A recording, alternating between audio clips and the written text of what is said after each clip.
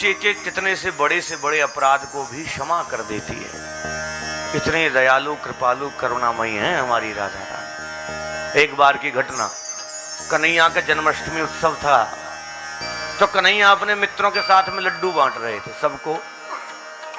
तो जो जिसका जितना बड़ा पात्र लाता, किसी में 2 लड्डू, किसी में 4 लड्डू, तो 4 लड्डू से ज्यादा किसी को उनके मित्र नहीं देते, भगवान के हाथ में दिया, भगवान डाल देते।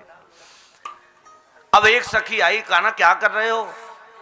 कि आज कन्हैया का जन्मोत्सव है तो लड्डू बांट रहे हैं। कहा बस इतने से? कहा इतने कम है क्या, ये बहुत दे रहे हम तो। कहा तुम्हें देना हो ना, कैसे देते हैं, तो बरसाने आ जाना। अब राधाष्टमी का अवसर आया, उधर भी मैया जो उपहार दे रही थी अपने अवसर पर, जन्मदिन के अवसर पर। अब मैया क्या कर रही हैं, कोई छोटा पात्र लाया, उस पात्र को अपने पास रख लिया, चांदी का पात्र दे करके लड्डुओं से भर करके दे रही हैं।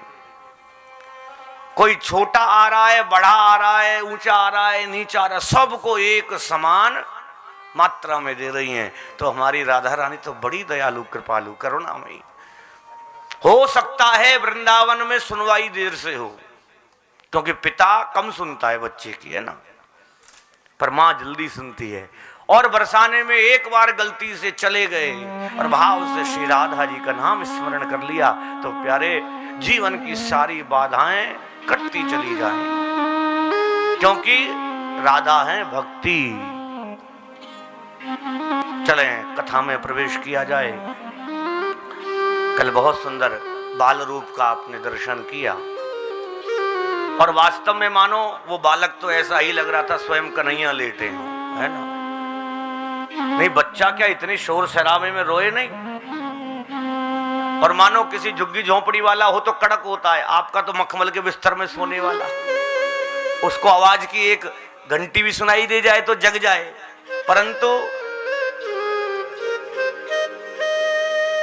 ऐसी लीला गोविंद की, ऐसा स्वरूप उस लाला पर आया, तो मेरा निवेदन उसके घर वालों से कि घर जाकर के अपने लाला की नजर उतार दीजिए, क्योंकि बच्चे को नजर बहुत जल्दी लगती है, और किसी की भी लग सकती है, हो सकता है हमारी लग जाए।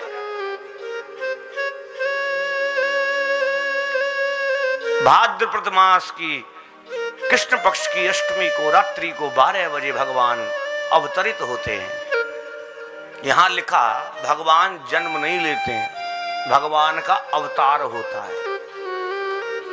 जन्म लेंगे कैसे लेंगे, जैसे हम लोग जन्म लेते हैं, परंतु भगवान का नाम है अयोनिज। भगवान साधारण प्रक्रिया से जन्म नहीं लेते हैं, भगवान अपनी